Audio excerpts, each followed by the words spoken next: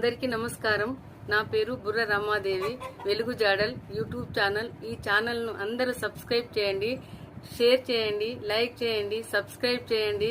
ఇలాంటి వీడియోలు మునుముందు మీ ముందుకు తీసుకువస్తా. నాకు సహకరించండి. నమస్కారం. 8వ డివిజన్ కార్పొరేటర్, అదేవిధంగా 19వ డివిజన్ కార్పొరేటర్. మనకు 5 సంవత్సరాలు మనకెన్నో విధంగా మన 2 డివిజన్లో 2 కన్నులు లాంటి వారు చేసిన పనులను ఎంత కొనియాడినా తక్కువనే. అది మనందరికీ తెలిసిన విషయమే. అయినా కొన్ని విషయాలు చెప్పుకుంటూనే తెలుస్తుంది కాబట్టి ఏ రకంగానైనా వారు 2 డివిజన్లు ఎంత వృద్ధి చేసిండ్రు అనేది 2 డివిజన్ల ప్రజలందరికీ తెలుసు. వారి 5 సంవత్సరాల కాలాన్ని పూర్తి చేసుకొని మునుముందు ఇంకా 5 సంవత్సరాల కాలంలో వారే ఉంటారని చెప్పి ఆ లక్ష్మీనరసింహస్వామిని ఆశించుతూ వారు ఆయురారోగ్యంగా ఉండాలని ఆ దేవుని కృపను కోరుకుంటూ, మరి ఇక పనులు చేసినవనేటి చెప్పాలి అని అంటే అది చాలా ఉన్నవి, మనందరికీ తెలిసినవే. కానీ కొద్దిగా బాధగా ఉన్నప్పటికీ దిగిపోతున్నారనే దాని మీద మనం ఎప్పుడు కూడా సంకోచించకుండా వారు మనలో ఉన్నారు, మనం వారితో ఉన్నాం అనేది మనం అందరం దృఢ నిశ్చయంతో ఉండాలని చెప్పి మీ అందరి కోరుకుంటున్నాను. 19వ డివిజన్లో రోడ్లే కానీ, డ్రైనేజ్లే కానీ, వరపు రోడ్లే కావచ్చు, సిసి రోడ్లే కావచ్చు, ఇలా ఈ టెంపుల్స్ను కానీ ఇవన్నీ విధములా ఇక్కడ 19వ డివిజన్లో ఏ రకంగానైతే ఊళ్ళను డెవలప్ చేసి, మన విలేజ్ని డెవలప్ చేసి, మన 8 కాలనీలను డెవలప్ చేసి, మరి ఇంత చిన్న కాలంలోనే 2 సంవత్సరాలు అయితే కరోనా పోయింది, మరి అతి కొద్ది కాలంలోనే అన్ని రకాల మనకు డెవలప్ చేసినందుకు వారికి ఎంత కృతజ్ఞతలు చెప్పినా తక్కువనే. అదేవిధంగా 19వ డివిజన్ కార్పొరేటర్ గారు కూడా అమ్మగారు, వారు సతీపతి, వారిద్దరూ ఎంత కష్టకరంగానైనా ఎన్ని కష్టాలు వచ్చినా తట్టుకొని వారు కూడా చాలా బాగా చేసినారని చెప్పేసి మనకందరికీ తెలిసిన విషయమే. వారు ఇదే విధంగా అన్ని రకాలుగా మునుముందు ఇంకా వారు గెలిచి మళ్ళీ డెవలప్ చేయాలని వారిని ఆశించుతూ దేవుని తరపు నుంచి కృతజ్ఞతలు వారికి. ఈరోజు చాలా శుభదినం. పూర్వ రేకుర్తి గ్రామంలో నుండి 2 డివిజన్లుగా 18 మరియు 19 డివిజన్లుగా విభజించబడి ప్రథమంగా కార్పొరేషన్లు కలిసి 2 డివిజన్లు విభజించబడ్డాయి. దానికి అనుగుణంగా మన సుధగోని మాధవి కృష్ణగౌడ్ గారు 18 డివిజన్ నుంచి, కేదుల రాజశేఖర్ గారు 19 డివిజన్ నుంచి నిలబడడం జరిగింది. అయితే అంతకుముందు వీరు కృష్ణగౌడ్ గారు ఉప సర్పంచ్గా, కేదుల రాజశేఖర్ గారు ఎంపీటీసీగా అనుభవం ఉన్నది. ఆ అనుభవంతో అప్పుడు చేసిన పనులను దృష్టిలో పెట్టుకొని మళ్ళీ వీళ్ళనే మన నాయకుడిగా ఎన్నుకోవాలి, గెలిపించుకోవాలనే సంకల్పంతో ముందుకోవడం జరిగింది. ఆ క్రమంలో కొన్ని కుతంత్రాలు తోటి వీళ్ళకు టికెట్లు రాకుండా చేయడం జరిగింది. దానికి చాలా బాధపడ్డాం. అయినా పర్లేదు, అందరం కలిసికట్టుగా డివిజన్ల వైజ్గా కాకుండా గ్రామం ఒక యూనిట్గా ఏర్పడి అందరం కలిసికట్టుగా వాళ్ళిద్దరిని అఖండ మెజార్టీతో గెలిపించుకోవడం జరిగింది. గెలిపించుకున్నందుకు వారు చాలా అభివృద్ధి పనులు చేశారు. అవి మాటల్లో చెప్తే సరిపోదు, ఎందుకంటే ఇది అందరికీ తెలుసు ఏమేమి చేసారు ఏంటి అనేది. అవి చెప్పుకుంటూ పోతే అవటే బాగా ఉన్నాయి. కానీ వాళ్ళు అన్నదమ్ములాగా ఇద్దరు కలిసి ఉండి మనల్ని కూడా వాళ్ళ కన్నబిడ్డలాగా అన్నదమ్ములాగా చూసుకుంటూ ఎల్లవేళలా అందుబాటులో ఉండి అన్ని ఎవరు పోయినా కానీ కాదనకుండా, ఏ టైంలో పోయినా కాదనకుండా వాళ్ళు మనకు సేవలు అందించారు. దానికి కృతజ్ఞతలు తెలుపుతున్నాము అందరి తరఫున. ఇక ముందు రాబోయే ఎలక్షన్లో కూడా మీరే మాకు కార్పొరేటర్గా గెలవాలని చెప్పి మా అందరి ఆకాంక్ష కోరుకుంటున్నాం. ఇది జరగాలని ఆ దేవుని లక్ష్మీనరసింహస్వామిని కోరుకుంటూ ఈ అవకాశం ఇచ్చిన మీ అందరికీ కృతజ్ఞతలు తెలుపుకుంటూ ధన్యవాదాలు. మనం ఈరోజు బాధాకరమైన విషయం, ఎందుకంటే ఇన్ని రోజులు ఉన్నతమైన పదవులు ఉండి వాళ్ళు ఉద్యోగస్తునికైనా రాజకీయ నాయకునికైనా ఈ రోజు ఒకటి వస్తుంది అనేది అది తప్పదు. ఏ రోజు ఒక రోజు ఇది పదవి విరమణ అనేది ఉంటుంది. కానీ వీళ్ళు ఇంతటితో ఆగిపోకుండా ఇంకా ఉన్నత శిఖరాలకు అధిరోహించాలని లక్ష్మీనరసింహస్వామిని నేను ప్రార్థిస్తున్నాను.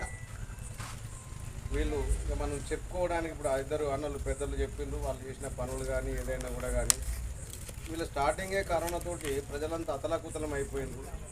ఆ టైంలో కూడా కూరగాయల నుంచి భోజనాల వరకు ఏదైనా కూడా పబ్లిక్ మేము ఏం చేయాలో చేయగలుగుతామని చెప్పేసి సేవ చేసినారు, చక్కగా సేవ చేసినారు. వాళ్ళు ఈ కొద్ది కాలంలో వాళ్ళ తాహతుకు మించి ఎన్ని పనులు చేయాలి, ఎక్కడ పబ్లిక్ని ఏ రకంగా ఇది చేయాలి, ఎవరిని ఎక్కడ రిసీవ్ చేసుకోవాలని చేసి చాలా కష్టపడ్డారు. రాత్రి పగలు నిద్రాహారం లేకుండా వీటి విషయంలో వారికి అన్న చెప్పినట్టు టికెట్ రాకున్నా మేమున్నామని మనమందరం, ఇది రేకుర్తి కరీంనగర్ అనేది కాదు, రేకుర్తి ఒకటిగా ఉంటుందని చెప్పేసి నిరూపించడానికే వీళ్ళిద్దరూ ఇండిపెండెంట్గా గెలిపించడానికి ఇది నేను వాళ్ళు ఏమనుకున్నా ఇది మన విజయం, వాళ్ళ విజయం కాదు, ప్రజల విజయం. ఇది మనమందరం ఒకటిగా ఉండి ఇద్దరిని కార్పొరేటర్లు వాళ్ళు ఎవరు టికెట్ ఇస్తే మనకు కావాల్సింది పనిచేసే నాయకుడు అని చెప్పేసి మనం అందరం పోటాపోటీగా ప్రతి ఒక్కరిని కష్టపడి మనం వీళ్ళను ఈ కుర్చీలలో కూర్చుండబెట్టినాం. వీళ్ళు ఇంకా భవిష్యత్తులో మంచి పొజిషన్కి పోయి ఇంకా పెద్ద పెద్ద పదవులు అధిరోహించాలని కోరుకుంటూ మీరు ఏమనుకున్నా నేను ఒక సూచన చేయదలుచుకున్నాను.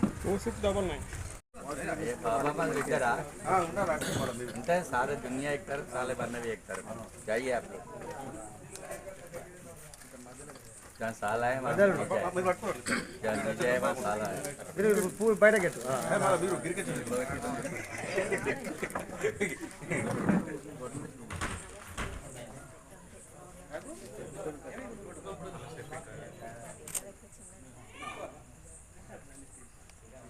అయితే స్వామి గారు లచ్చనది అక్కడ ఏంది ఆడ ఏ కార్యక్రమం అనేది దానికి ఊళ్ళే ఒక శ్రామికుల లెక్క పనిచేసి ఇట్లా అందరూ ప్రతి ఒక్క భాగములో వాళ్ళు సైనికుల లెక్క పనిచేస్తేనే మేము ఇయ్యాలి ఇక్కడ కూర్చున్నాం.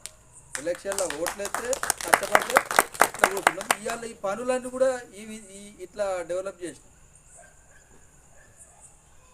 ఇంకా మరో 3.5 కోట్లు సీఎం అసిస్టెన్స్ వరకు ఇక్కడ కొబ్బరికాయ కొట్టించాం. ఆయన డివిజన్లో నా డివిజన్ వాటి ₹1,00,00,000 1,50,00,000 అయింది. ఇంకా 2.5 కోట్లు పెండింగ్ ఉన్నాయి. 2.5 కోట్లకు వాళ్ళు మొత్తం 132 కోట్లల్లో 40 కోట్ల పని చేస్తే కరీంనగర్ డివిజన్లో ఆ 40 కోట్లలో 35 కోట్లు వాళ్ళకి అమౌంట్ వచ్చింది. అది కూడా నెల రోజులలో సీఎం అసిస్టెన్స్ వర్కులు పనిచేస్తాయి. మళ్ళీ తిరిగి మళ్ళీ అవి అన్వేషించుడే పాత తవ్వినాయి రోడ్లు సింహాద్రి కాలనీ కానీ అంబేద్కర్ కాలనీ కానీ విజయపూర్ కాలనీ ఇట్లా ఎవరికన్నా పని పడ్డదనుకో సపోజ్ లింగాచారి పొద్దుగాల వెళ్ళినాం అనుకో సాయంత్రం దాకా కూడా ఇంటి ముఖం చూడాలి. ఆయన ఎక్కడ తీసుకపోతే అక్కడ ఆయన పని చేసి దాకా ఆయన కొరకు అట్లా పని చేసి కాలనీలా డివిజన్లు ఎవరికి పని పడ్డా సొంతంగా మేమే పోయి ఆడ ఉండి మళ్ళీ ఇంకా ఇంటికాడ ఈమెమంటుందో ఆయన ఏమంటాడో బడి వేయండా స్కూల్ వేయండా తీసుకొచ్చేటోడు పోయేటోడు ఇవన్నీ ఆలోచన చేయాలి. ఆలోచన చేయకుండా 24 గంటలు మీకు సర్వీస్ ఇచ్చింది.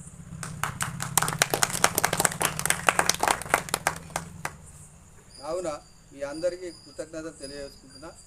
ఎవరైతే అప్పటి స్టార్టింగ్ నుంచి వెళ్ళి ఇప్పటి వరకు ఉన్నారో ఆ ప్రేమ ఉన్నది. అది మొన్ననే మన సిద్ధన్నకు మొత్తం ఫొటోస్ అన్నీ తీపించినా మా ప్రతి ఒక్క ఫోటో ప్రతి ఒక్క ఇంటికి ఒక ఫోటో వస్తుంది. మీ అందరికి ఈ 19వ డివిజన్లో అన్ని ఫొటోస్ దాదాపు ఒక 200 ఫోటోలు తయారు చేస్తారు. ఫస్ట్ ఇప్పుడు శ్రీరామ్ అన్నాడు 70 మంది ఉన్నారు. ఆ ప్రేమ కూడా తయారు చేస్తా. ఎవరిని కూడా మర్చిపోయేది లేదు. కాకపోతే మేము దేవుళ్ళం కాదు, మేము మనుషులు. ఎంతవరకు చేయగలరు? 4 కొడుకులకు ఒకటేసారి పెళ్లి చేయలేము. పైసలు బట్టి పని చేస్తాం.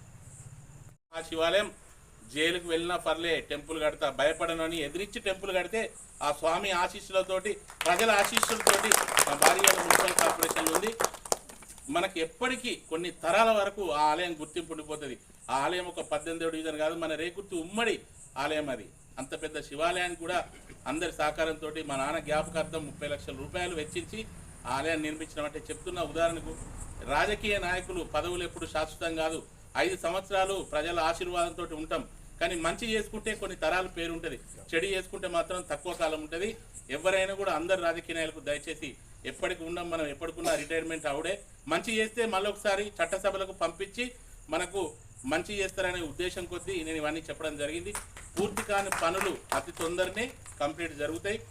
తప్పకుండా మేము పదవి లేకున్నా కూడా పదవి ఉన్నటువంటి ఎమ్మెల్యే గారి దగ్గర కానివ్వండి, కేంద్ర మంత్రి గారి దగ్గర కానివ్వండి, రాష్ట్ర మంత్రి గారి దగ్గర కానివ్వండి, పోయి ముందుండి మన గ్రామాన్ని అభివృద్ధి చేయడంలో ఇద్దరు కార్పొరేటర్ల పాత్ర కీలకంగా ఉంటుంది. తప్పకుండా మేము అందరం కలిసి మీ అందరితోటి పోయి పూర్తి చేస్తామని సమయంగా తెలియజేస్తూ ఈ అవకాశం ఇచ్చినటువంటి పెద్దలందరికీ కృతజ్ఞతలు. చేసుకున్నోళ్ళు చేయనోళ్ళు అందరూ మళ్ళీ దోస్తాల లెక్కనే ఉండాలి. చేస్తూనే ఉంటా, చేయకపోతేనే పక్క పోతా, స్టిల్ నవ్వు ఇప్పుడు కూడా పని చేస్తాం. మీకు అది ఏదైతే చేయలేదో అది ఇప్పుడు కూడా వేసుకొని చేయడానికి సిద్ధంగా అన్నీ కావాలి. అన్నీ ఒకటేసారి అందరికి ఒకటేసారి అంటే కూడా చేయలేము.